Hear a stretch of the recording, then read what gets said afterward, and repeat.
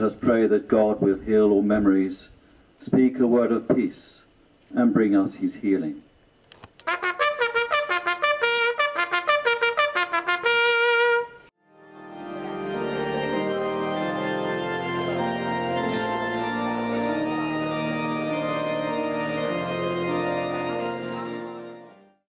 Candles remind us that in the light of Christ we're able to face the enclosing darkness.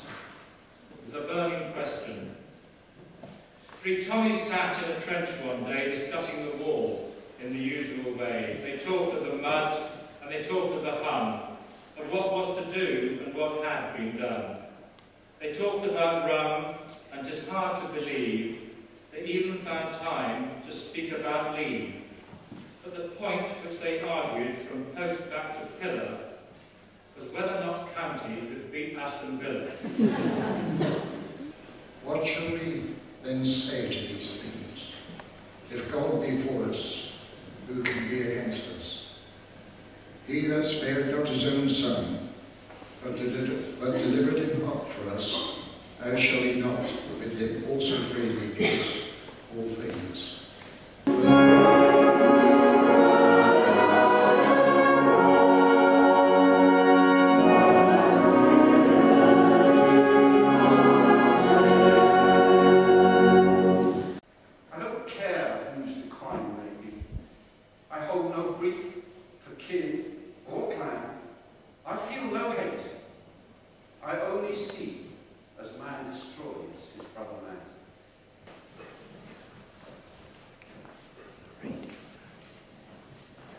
We entreat you on behalf of Christ to be reconciled to God. And Jesus began to say to them, and when you hear of wars and rumors of wars, do not be alarmed. This must take place.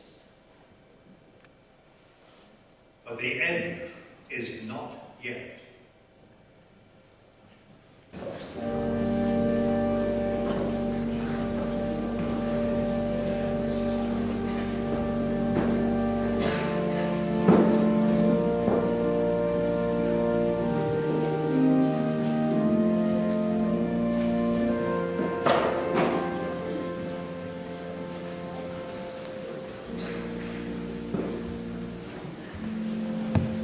Move on to a litany of remembrance. God the Father, have mercy upon us. God the Son, Have mercy upon us. God the Holy Spirit, Have mercy upon us.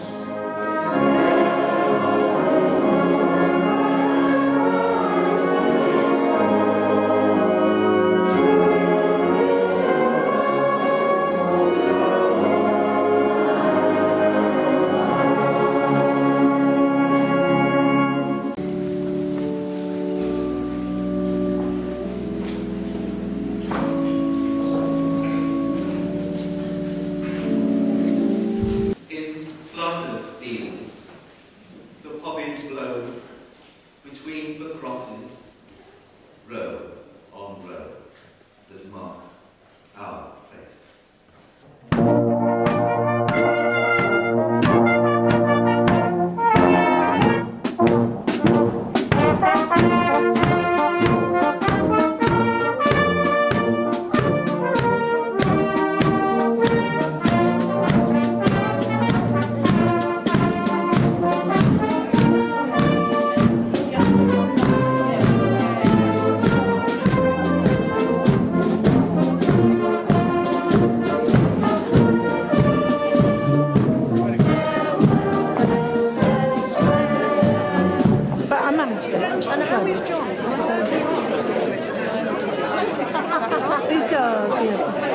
Arrived here in Lympstone this weekend. It's the most amazing coincidence.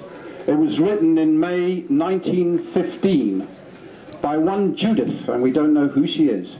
May 4th, 1915.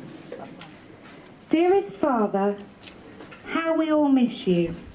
Ever since you left to catch the train to Lympstone Station, my mother has kept your chair dusted and its cushion well plumped, up for when you eventually return to us all. You were the first soldier to leave Lympstone, and my mother and Johnny are so proud of you, fighting for us all back home. You know my friend Claire? Her daddy went last week. Though he is the rector, we all went to the station and waved Union flags to wish him and all the other new soldiers good luck. Marianne Brown's daddy has been killed in action. Now we really do all know that you brave soldiers need a lot of luck as well as our prayers. It was awful. Her mother had a visit from a lady from the army. She handed Mrs. Brown a letter. Marianne says the envelope had a black corner on it. Inside, the letter explained that Private Brown had died from wounds to his stomach. I think Marianne said that he had been speared by a sharp knife at the end of a gun. Mother told me it was called a bayonet. I hope you never have to spear anyone. And of course Johnny and I and Mother all pray that you don't get speared. Mrs. Brown cried and cried. Marianne came back to school yesterday. She wasn't her normal noisy, laughing person, and the teachers were especially nice to her. Next week, the Lympstone Fairy Dance will take place. Even though so many of the fishermen have left and gone to the war, Mother says the village council decided that we should all still have it so that the fishermen that are left, and the farmers of course, feel that everyone understands how important it is to carry on fishing and growing our food whilst we are all at war with Germany.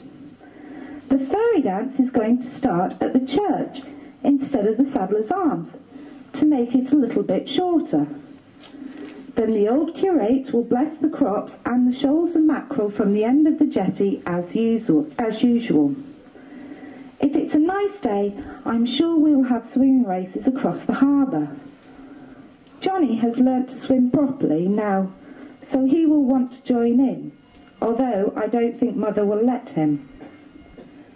My 10th birthday is in 15 days.